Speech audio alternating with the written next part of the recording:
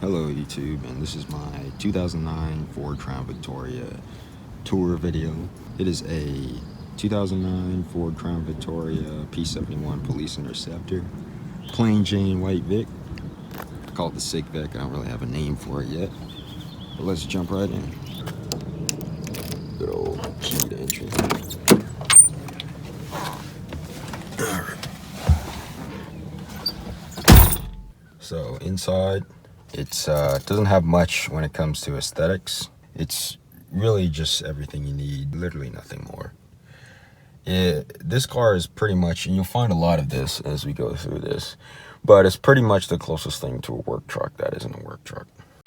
And with the aesthetics in the car, we arrive at our first con for the vehicle. That this car is, in its current state, where it is in the market now, as they're getting older and older and older, these cars they're for a certain type of people. They're for people that value the history, the mystique, the nostalgia almost of a car like this. Or car people, or they're for car people. They're people that like these cars because they have V8s, because they have their status, because they're unique. It's not really a good car for people to just go out and buy, though I will advocate it. I will definitely advocate it. But that is our first con, but a lot of people will probably be very fed up with this car very quickly. You have your pretty standard Ford light switch here. Same thing that's on the F-150, Taurus, everything pretty much. You get the light adjuster switch, how much you want the gauge lights. I think it corresponds to this too. I'm not sure actually. You got your seat adjuster here. I believe they did this. They put it here because if the cops are wearing a lot of uniform, they have a gun holster and everything. So it's easier to put it here than down on the seat here. But there is an adjuster down on the seat here. I believe that's lumbar. So you got some little storage here. It's not crazy good. It's not as good as the car I used to own, a 2008 Taurus. You know, my experience of owning Fords. But, you know, it's decent. Almost everything in this car has been reused from when it was made in the 90s, this generation of the Panther platform cars. Right here you have your standard adjustments, windows, everything. Let me turn on the power real quick. And it has automatic windows on this one, but it only rolls down automatically. That one does not do it. But it does not roll up automatically.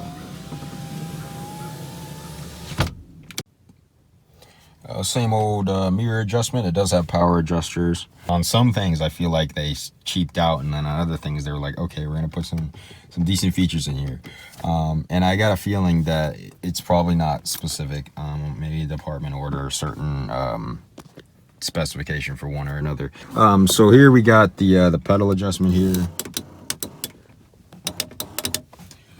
Pretty cool. It's got that. I've never driven a car that has that, so that's cool. I guess you need that with so many different people driving the car. Climate control vents, nothing fancy. They're definitely flimsy, and if you're gonna buy one of these cars, it probably will break during your time owning it if you plan on owning it long term. This one right here, I plan on owning it maybe for a year. I don't plan on keeping it long term. I think it'd be just a cool car to clown around in and make some memories, take some trips in. You know, these motors can last 400, 500,000. Very storied motors. People tell outrageous stories about how long these things can last, and most of them are true. Luck willing, obviously. Yeah, I don't put that much faith in the people around me, or myself for that matter. All right, so now I got the wheel straight here. So on the steering wheel, we have a lot of these controls here. These are actually not from this Crown Vic. These police cars never had cruise control.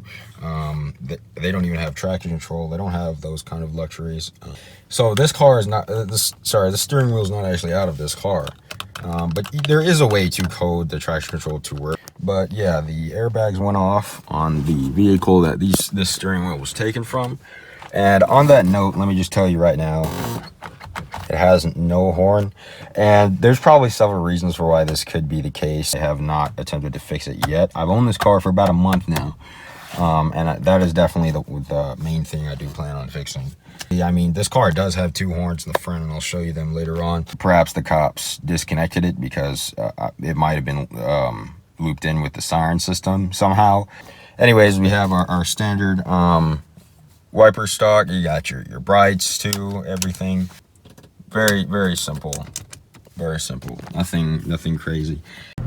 And another thing I wanted to add, for some reason, after you drive for a while, the turn signal will make an alarm, or the car will make this noise when you have your turn signals on for too long while driving at like highway speeds. It never happens when I'm driving like 35, 45, and it never happens when I'm like sitting still. So I feel like maybe it like senses when you're going a certain speed, you know, on the highway, and it tells you so you don't just sit there like a dummy with the turn signal on like crazy.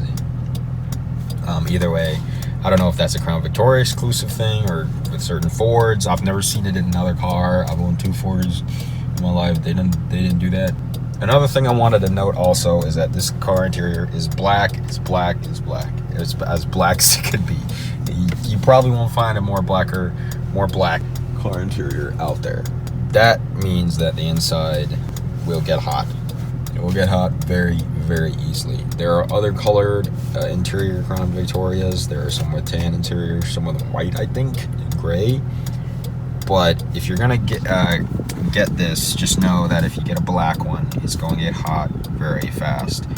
That goes the same for all black interior cars, of course. But with the Crown Vic, it's an extra. It's just as black as can be. Just keep that in mind. And you have the gear selector here. And the police did this because you got the laptop mount down there. And with that there and all the equipment that the cops have to carry down there, you can't have a gear selector down there. All the civilian Crown Vics and probably some of the detective Crown Vic models where it didn't matter as much, they had the standard gear selector. Right, and there we got the speedometer, and this one has a tachometer. I believe not all of them have them. I don't know if that was a yearly change or something. And right up there is where the miles would show as usual.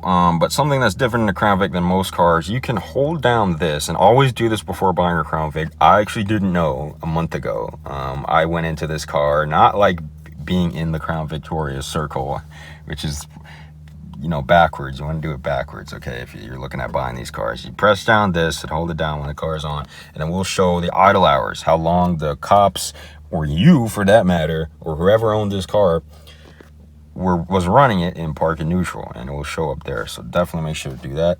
We got hazards here. Right, so now we're to the radio, and the stock radio in this car, I have thrown it out. It is terrible. It is definitely not worth doing this. And a lot of these things, including that Mr. Random Reviews did talk about in his video. He's basically the Crown Victoria king of YouTube. Definitely worth checking out his video as well. But in my experience, it has also been absolutely terrible. The stock radio will turn on and up the volume on its own. While you're turning up the volume, it'll actually turn it down at the same time, or up if you're turning it down. So I've completely thrown that out and replaced it with a decent sound system. If you're gonna replace the sound system in these cars, you gotta cut some of the plastic behind there, or you can take out the entire dash, but you also will need some Walmart brackets here. I just got it done at a Best Buy myself, but definitely worth replacing the stereo if you plan on buying one of these cars. Here you have the iconic Crown Victoria trunk release. Very easy, quick to get to, perfect for police. If you need to go get your gun, your equipment, whatever is in the back, just boom. And up here you got these vents here. Just take them right out. Right, and something of note in this car, and this is a con, is this big old like dashboard, like whole like ridge, like it's a cliff, man. Like they built this car like someone, like it's gonna have like toys, like, you know, the Toy Story, like Buzz trying to grab Woody off of this thing. And it's annoying because you can't have a phone like this sticking right here. It only has to be like that, so it's kind of hard to see unless you want to put it on that vent. I got like a magnet, and just keep that in mind if you plan on putting a magnet in a phone there. Right here we got the standard climate controls. I have heard that these will brake on you. But they're fairly standard. Rear defroster here, AC works, everything all good in this car. Luckily, I imagine it was used quite a lot. And right here, you have this disgusting thing. Definitely a con of this car. This little, well, it's once again, it's a blessing and a curse. The cup holders, okay? They could have very easily put some nice cup holders in this massive, huge door. Absolutely massive. But instead, they went with these things, these cheap little things. If you're driving along, these are the only 2 cup holders from factory that you get in these police cars. And if you want to take your drink out and drink it, that closes on you. So you gotta take your hand off the wheel and potentially crash and die and explode and all that good stuff. So yeah, you got this, what is it, cigarette lighters. You got this power outlet there. You also got one down here, the secret one. Ooh, yeah, very nice. You know, just stick something in there. You'd be charging your phone. Then you can be charging your friend's phone up on this one. So yeah, like I said, blessing and a curse. Very, very nice just to have that easy right up there. Probably very useful for when the cops were using this thing. But also this this cup holder thing is just absolute terrible. I think there might have been a plastic piece covering this, though I've never seen a cop car that actually has one. It just looks ugly to me. But like I said, this car is, it's all business here. I like the look of it. It's got a kind of chunky feel to me. You know, it's basic. It's honest. This car is so honest. Okay, there's no gimmicks. There's no fake wood trim. None of that. No crazy styling. Nothing. It's just, it is what it is. I like that. It's like me. Right here you got the glove box. It's a decent sized glove box. It's got a light in there. All that good stuff. Right here's the Crown Victoria police fleet vehicle, the owner's guide for the actual P71 here. All right, and here's the rest of our wonderful Crown Victoria literature. And this is our 2009 model year scheduled maintenance guide and roadside assistance here. How helpful. Very nice. That'd be worth something in the future. Maybe like 100 years. And here's the full owner's guide here. We got a civilian model shown here. Safety advice. Well, how helpful. And they have a what looks like a 4th gen Taurus on there. Tire warranty guide. Wow. All right. So, back to this vehicle. Back to the interior here. Standard door locks. Child locks on the windows. Got these here for when the doors open, for when a cop is on the side of the road and they got their door open, they're about to go give somebody a ticket and about to make their life all hell. Just kidding. So we have this huge side storage area and they couldn't have added a cup holder. I guess it wouldn't have made sense because they have this also absolutely massive console here. I'm sure they made these things so big because these cars in the civilian market were bought by one customer base only, and that is the elderly. Anyways, you got this cool long thing. It's actually very, very useful though. For what it doesn't do, it does a lot. Same thing on the other side as well. All right, so now on to the police stuff. I have basically taped up the spotlight hole here. It's literally open to the outside. So when you're driving down on the highway and there's some rain, you might get a little bit of that rain. Up here you got your standard sun visors. It does have a mirror. Cops at least do get a mirror, but they do not get a light. Very basic, simple, but it's cool you get one. And here you got the ticket light, as it's known, notorious. You can turn on. It's actually very bright, very helpful actually. You can buy these anywhere. I believe you can buy them at, I don't know, Sam's Club, Walmart, whatever the heck, Target. But they're very iconic. They're in almost every police car. And they can be red, of course, so you can see at nighttime.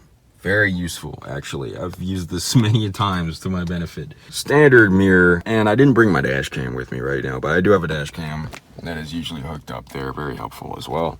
Not related to the car at all. Another thing I want to touch on the front is this warranty label. Very iconic also. And we have a lot of cut wires. I don't know what this went to. Probably went to whatever the laptop was on the laptop holder, whatever equipment was here. There's a huge battery up front, absolutely massive. You got these here.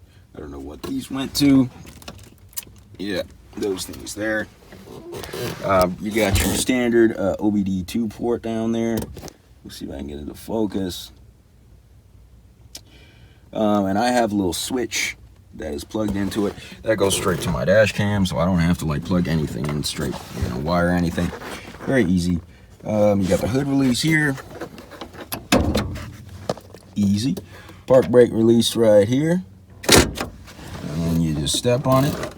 Luckily, this one works pretty good. The 2008 Taurus I owned previously, before the engine gave away, and I decided not to save it.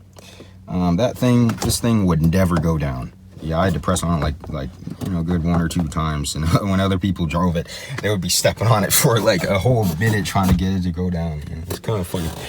So yeah, another thing about this steering wheel is there is a adjuster. I believe this is where the steering wheel, you could adjust the steering wheel. It'd be like a switch or something on here. That has broken off. I need to go screw it in there. So usually I would be able to adjust the steering wheel, but not today. All right, so now we're going to talk about these seats here. And these seats they're very basic. Nothing too crazy, but they're huge. They're absolutely huge and cushy.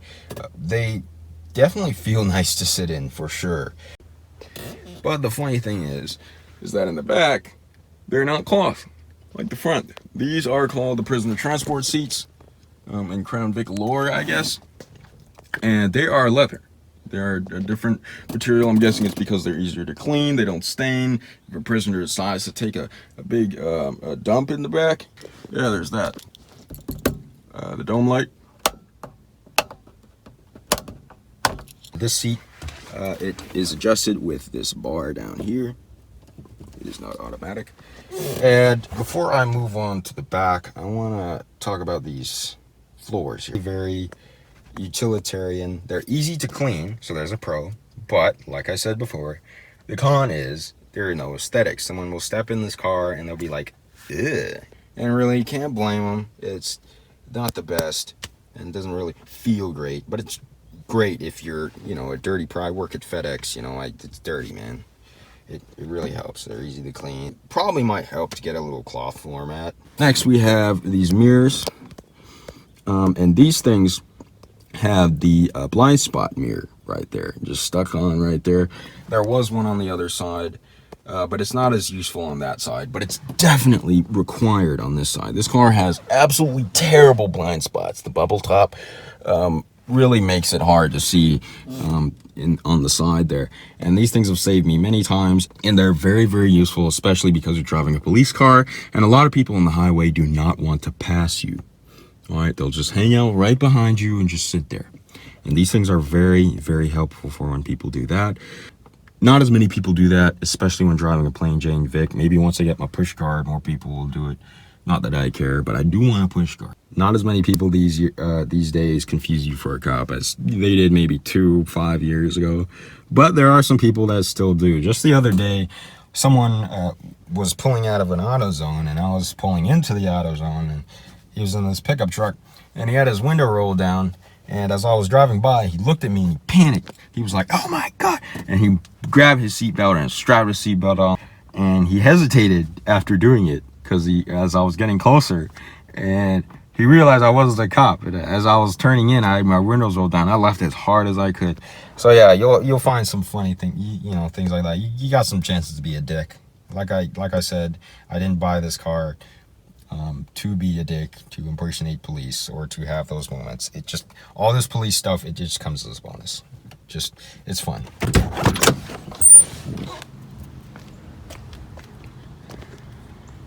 And something to note is that these doors do not open from the inside. All your passengers, they're going to be pleasantly alarmed when they realize they can't get out of the car on their own. They have suddenly become a convict. But yeah, you're gonna have to do some chauffeur door opening for people.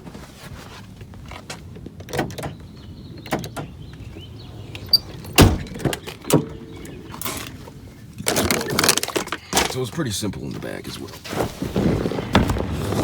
I'm not shutting that door. That would be a bad idea. All the same floors here. You have this here, this hole right here is where the partition once went, separating the cop from the criminal. And I've just stuck the plastic piece with a bullet inside. And another thing about Crown Vics, you will find a lot of bullets. Sometimes you'll find spent ones. Sometimes you'll find completely intact bullets, ready to go, and hollow point rounds ready to go in a pistol. If you ever wanted free ammunition, just buy a Crown Vic. Another added benefit: you do not get storage in the back of these seats.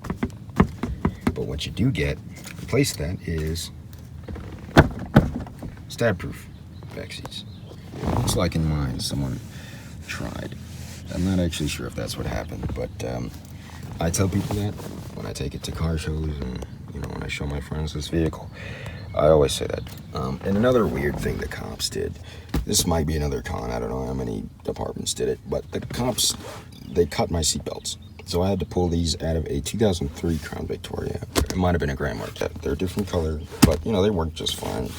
And I definitely need to get the right color for this. Yeah, so they don't have the locks on there. And they don't open either. Simple back here. It's crazy to think how many criminals sit back here. It's scary, but also cool as hell at the same time. You got these hangers here. Just so the criminal can have the nice luxury of putting his clothes there. You don't get storage, but you do get the tiny storage there, but you don't get storage there. I guess the criminals don't get that much. In the back, everything's standard. You don't get any storage in the middle, get cup holders or anything. And one more thing of note, where the laptop holder is here, you can buy at Walmart, I believe, or online, Amazon, anything. You can buy Walmart, Amazon, anything. You can buy a center console that has 2 cup holders, big spacious center piece, and it just rests right here. But you do have to take this out. Unfortunately, I bought it and it had this laptop holder in it. But you can if you do want to have more cup holders. So my argument about the cup holders, or the lack thereof, does not matter if you decide to get that. That is the extent of everything in this very simple but quite intriguing vehicle. Alright, we're moving to the outside now. This Interceptor badge back here. Standard reverse lights. I did have to get these badges. The police took these off for some reason. I think it was because they don't want people to be impersonating cops. I'm guessing that's the reason why. But I had to stick them off, JB Weld and stuff.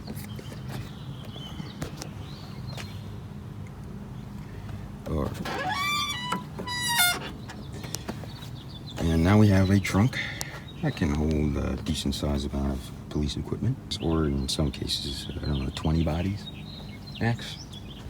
And right here we have a hook where a spare would go. There was some police equipment here as well. This there, and there is a little outlet here where some more wires most likely went. Moving to the roof of the car, we have holes. You'll find that if you buy a cop car. And there are permanent solutions for this, or you can get these little plastic things on Amazon. That's the bottom side screws into the headliner in the car, and then you just have the plastic part on top. Or you can go my route, the cheapest and easiest route, and just put a piece of flex tape out there. This is a temporary solution. One more use for flex tape, Crown Vic owners. This here is where the light bar went one time. Before I open this hood real quick, let me just tell you here, these things do not come up. I don't know if there's a way to, besides literally taking them off. I don't know if any Crown Vic owners know a way to do that. But these things, yeah, they don't come up if you want to wash your car. You got to lift them up if you're going to wash your windshield. Yeah, the hood literally prevents that. So here's the glorious piece of equipment in this car, the most important piece. One of the longest lasting engines of any modern car. Absolutely amazing engine. I have put on the engine cover.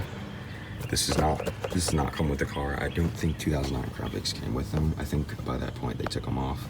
Once they came out of the civilian market, they probably were like we don't need to make these engines look good anymore. So, but I think it looks good. I like how the engine cover looks. It's got that V8 logo proudly displayed on it. But this is the 4.6 modular V8. But to my knowledge, these things do have 250 horsepower, 297 pound-feet of torque. Very torquey motor, regardless. Huge battery. Very, very huge, necessary for this absolutely massive car and all the police equipment that once sat in it. Fuse box, simple. All these electrical connectors here, some of them cut, some of them not. A lot of them probably cut in other places. Who the hell knows? You got one there as well. So yeah, everything's simple. Reservoirs, it's all the same in a Marauder, all the same in a Grand Marquis, whatever you got. All the Panther cars. Though I believe it is a little bit different in a Marauder because the engine is different. But essentially, this is a detuned Mustang GT engine. I believe I forget how much horsepower the Mustang GT makes, but it is a good bit, good more. People beat on this car so much in its lifetime. You're gonna find some things that you're gonna have to improve. Very simple alternator right on top, belt easy to get to. I've already done the belt, very easy, straightforward. It's it's nothing like those transverse cars or those cars with really tight engine bays. It's a new enough car where some things are hard to get to, like the starter. Things are in weird places. There's a lot of electronics, but it's an old enough engine, an old enough car design that the engine bay is massive, like an old 1950s, 60s muscle car. Everything's very easy to get to. So, like I said, blessing and a curse. But like I said, the starter is the hardest thing to get to. The alternator here, definitely need to get a new one. It's old as hell. But it's serving me well now. So. You got your air box here. Simple, nothing crazy. Put a cold air intake in it if you want to. Trans fluid, easy to get to back there. Dipstick there, everything easy. Spark plugs, fairly easy to get to. And right here we have the cop chip. I'm just joking. That's an overused joke. Cop chips do not exist. Washer fluid. Alright, that is the magnificent piece of this car. This is the most important piece of any car, but in this car, it is extremely important. This is what makes these things go so long. The wonderful modular V8. I believe before this they had the Windsor. I know that they made significantly less horsepower back then, but essentially this engine, for what it is, it's decent for an engine engineered in the 80s and 90s. Very, very good engine. It's huge, actually. Look at it. Look at it. Big V8. Classic. I've always wanted a V8 and I finally got one. These hood struts here, they will go out. They will go out.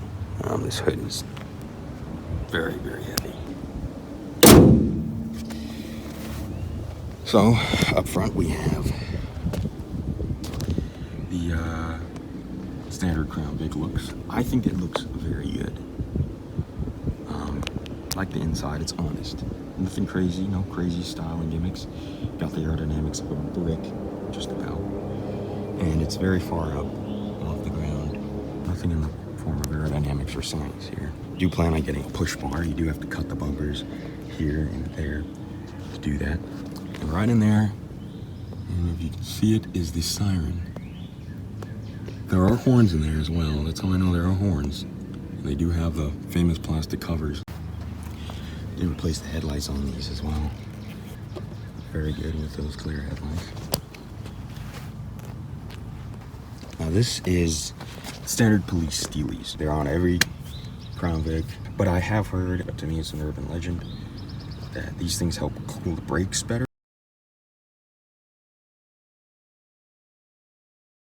I don't know if that's actually the truth, but I have heard that. I don't know how or in what way.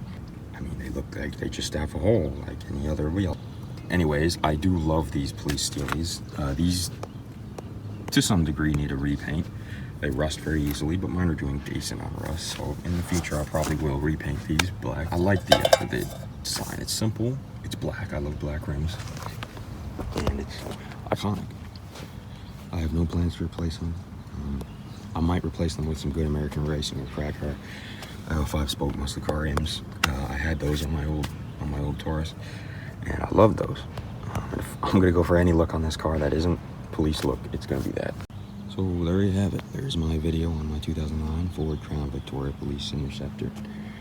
It is a car that I have come to love in my 1 week of owning it, but it's given me my fair share of hardships as well.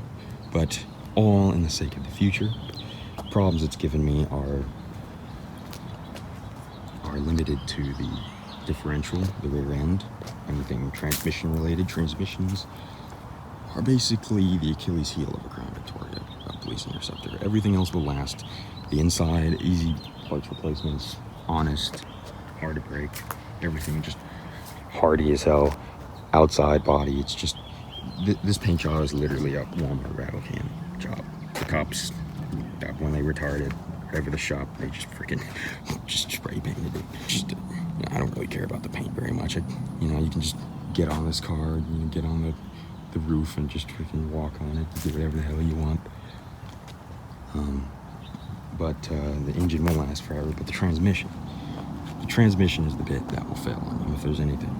The rear end on me, I've already had to fix some of the leaks happening back there, pinion seal, that kind of stuff. Interior bits for the car. I wonder what that is. Oh, it's a Subaru wagon, bro. Nice. Maybe I'll join them when I'm done. After this, I will show a video of the different starts that this car has. The difference between the stock and the muffler delete. It is a mid muffler, so it's something that's not very easy to do. The stock exhaust system has a turn down at the very back, so you can't really put some good tips on it. Right there, all the Crown Vics have turn downs.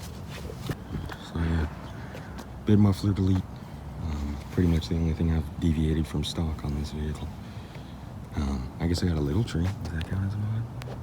Yeah. So that's my Crown Victoria Police Interceptor. Now we'll start it up and drive it around.